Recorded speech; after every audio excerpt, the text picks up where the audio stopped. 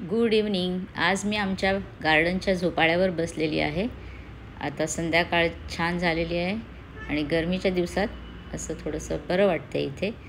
मी थोडीशी camera shy आहे, पण मला थोडंसं ट्राय करायचं आहे। माझ्या खूप जवळच्या लोकांना असं वाटतंय की मी रेसिपीच्या आधी माझं तोंड दाखवायला हवं आहे, तर मी ट्राय करत आहे।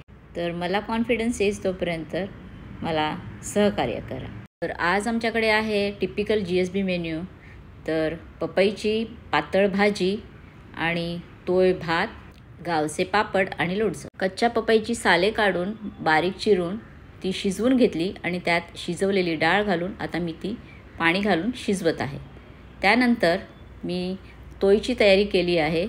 आलं थोडंसं चेचून घेत आहे, त्याचबरोबर 2-3 ओल्या मिरच्या चिरल्या आणि कढीपत्त्याची थोडीशी पाने, आलं, ओली मिरची आणि मीठ घालून डाळ मी शिजवून घेत आहे। तर तोयसाठी ती डाळ शिजता मी 1 वाटीभर थोडंसं खोबरं घेऊन आता त्यात 2 चमचे मिरची पावडर घालून थोडंसं पाणी घालून मीठ घालून मी हे वाटून घेणार आहे त्या पपईच्या पातळ भाजीमध्ये घालायला। पपईच्या पातळ भाजीला आम्ही रांदे असं म्हणतो। तर तोयची डाळ आता चांगली उकळत असल्यामुळे मी तुपाची फोडणी करत आहे। तूप गरम झाल्यावर राई घालून तडतडल्यावर त्यात कढीपत्ता घालून भरपूरसा हिंग घालत आहे। अशा सुवासाची चरचरीत फोडणी मी तोईवर घालून घेत आहे।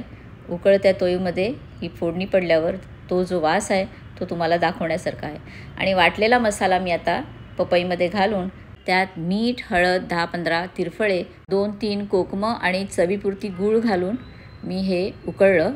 गूळ घालताना मी दाखवलेला नाही इथे, पण त्याच्यानंतर उकळी छान आल्यावर 2 चमचे खोबरेल तेल ह्याच्यात घालून घेतले आहे आणि आता ते झालेले आहे। माझ्याकडे थोडीशी मुगाची डाळ भिजलेली होती, ती आता मी त्याची कोशिंबीर करायचा विचार केला आहे आणि त्याच्यासाठी थोडीशी असल्यामुळे अगदी थोडंसं खोबरं, 1 मिरची, त्यातच भिजलेली थोडीशी मुगाची डाळ, मग थोडंसं मीठ घालून हे वाटून घेत आहे आणि थोडीशी काकडी मी त्याच्यात किसून घालत आहे आणि थोडीशी किसलेली कैरीसुद्धा मी त्याच्यात घालत आहे।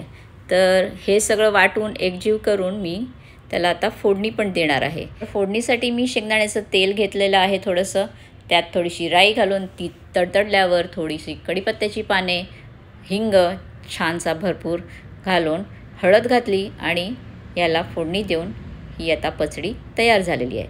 आता मी पाने वाढायला घेत आहे आणि तुम्हाला जर का आमचे असे साधे सोपे सुंदर मेनू आवडत असतील तर आमच्या चॅनलला नक्की लाईक करून, शेअर करून, सबस्क्राईब करा आणि बेल आयकॉन दाबून नक्की नोटिफाय व्हा।